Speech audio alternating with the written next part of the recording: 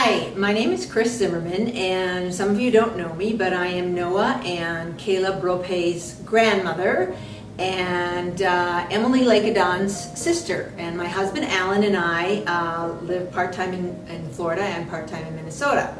And we're actually on our way home from Florida right now to spend the summer in Minnesota. So that's why you're seeing this on tape. Rob asked me to tell you about my first experience with tithing. And I want to do that, but I want to tell you first of all that tithing is an act of obedience. God asks us all to walk in obedience to Him. And everything belongs to God. There's nothing that we have that didn't come from Him. And so He is asking us to give 10% back, and we are to live on 90%. And 10% goes to your home church or where you get your spiritual nourishment. And a lot of people argue that that is really not New Testament, that we are no longer under the law and it is Old Testament. And well, does that mean we throw out the 10 Commandments then too? And their argument is that Jesus never talked about tithing. There was nothing ever said about tithing in the New Testament. And I would challenge you to go back and read in Matthew and Luke where Jesus was talking to the Pharisees. Actually, He was chastising them because He was telling them that they were so careful about following the law, yet there was nothing in their heart. There was no love for God, and there was no obedience for God, but they were so careful about following every minute detail of the law. And He said to them, "And you tithe as you should." And Matthew and Luke both recorded that. And Jesus actually said, "And you tithe as you should." So the argument is gone. God asks us all to walk in obedience, and that is what we are doing. And I want to tell you about what happened to me, because it was really exciting, my first experience with tithing.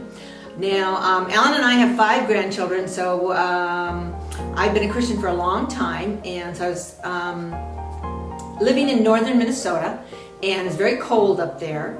And I was a new Christian, very young, 2 young kids, a lot of stuff going on, not a lot of money, wasn't working, my husband was working, but we were being told, that God was asking us to do this, and we wanted to be obedient Christians. We wanted to follow everything to the letter, just because we wanted to walk in obedience to God, and that was important to us. And this was something that He laid on our hearts. And so I can remember this at the time. My husband came home with his paycheck every 2 weeks, and we put enough money into the checking account to pay for our house payment and our bills and that kind of stuff. And then the rest of it He brought home in cash. Okay, so we had these piles of cash. And we took 10% off the top, gross, not net. If you take a net 10%, then you're saying that the government is more important to you than God. So gross. And anyway, that's what we were taught. That's what we believed. So 10%, we took that money and it was cash.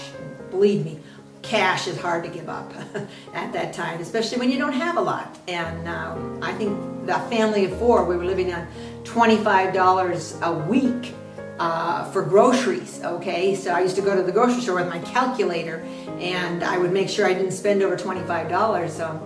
So anyway, we put aside the 10% for the tithe and grocery money, and then gas money, and then a little bit of spending money. Kind of the Dave Ramsey thing, way before Dave Ramsey, our piles of money, when there was no more piles of money, that we didn't do anything. And so we decided to do this in January. It just kind of all worked out that way. And we lived, as I said, in northern Minnesota. And, 6 feet of snow, 40 below, and that's not even the wind chill. Wind chill, 60 below, It's cold, and it's January. And we are taking our first paycheck, and we've got all this cash, so we put it in a copper tea kettle, and we kept it on top of the refrigerator. My daughter still remembers this. She was just a little girl when she saw this. But anyway, so we put that money in there, and we bring it to church. And we lived in a 2-story home that was heated by fuel oil. and the tank was outside, and it was in such bad shape. The gauge didn't work on it, so my husband had to go out there, walk around in the deep snow, and stick a broom handle into the fuel oil tank to see how much fuel oil was in there. So the first week that we did this, he did that, and we were going to take our tithe in, and he said, oh, there's this much fuel oil in the tank. Okay, not a lot, and it's 60 below, and it's cold, and we got a 2-story house. So we brought our tithe in, knowing that we were going to need fuel oil soon, and 2 weeks came around, we did the same thing with his paycheck. He came home, took our piles of cash. Believe me, it's hard to give up cash. It's a lot easier when you don't see that money because it's right there. But we were faithful. We wanted to walk in obedience, and so we put that money in the tea kettle. He went out in the snow again and checked the fuel oil gauge. Same amount. We're just kind of looking at each other like, wow, this is really, 2 weeks we've been running that furnace, and the same amount of fuel oil is still in there. So we're not really sure what to expect. So anyway, we continue on, and 2 weeks later his paycheck comes, and he comes home with the cash, and we put our tithes, our 10% in the copper tea kettle and bring it to church. He goes out and he checks the fuel oil gauge, same amount, hasn't moved a bit. I'm going, are you sure? Maybe you should go back out there and check it, And anyway, it was the same amount. And so this continued on. We were just like amazed. We weren't really sure what to think, but we were tithing, and we'd bring that cash to church, and we were faithful with it. And every 2 weeks, fuel oil never changed. And our house was heated, and we were warm. And remember, northern Minnesota is very, very cold. 40 below, it's just wind chills are just horrible. But anyway, our house was warm and heated. And every 2 weeks, same amount of fuel oil.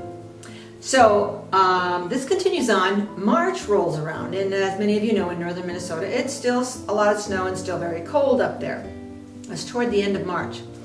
And payday comes around, our piles of money are set aside. We put the money in the copper tea kettle for our tithes, and he walks out and checks the fuel oil, and he comes back, is there this much in there? Doesn't even barely hit the bottom of the broom handle. And we're going, it's still March, it's northern Minnesota, we're going to need heat for our house. Got 2 small kids. And so what are we going to do? We got this cash, the tithes, we decided we're going to continue tithing. And that day, when we went out to get the mail, there was our tax return. And it was just enough money that we needed to fill up our fuel oil tank that lasted us into the next winter. And I have been a faithful tither ever since, because that just was a miracle to me. It was like Jesus dividing the loaves of bread, and he just kept dividing, and the bread just kept coming and coming. And my husband at the time and I both, are amazed at that miracle. And, he would attest that. And even my daughter remembers it. And she was just little at the time, but it was like, whoa, every time we went out there, that fuel oil gauge never moved. And then one day it was down, but that was the day God was faithful and he provided for us. And that miracle showed me that we can trust him and that we can walk in obedience to him because he is faithful and he will meet our needs. He says, seek ye first the kingdom of God and his righteousness, and all these things will be added to you. All these things are the things that we need to live.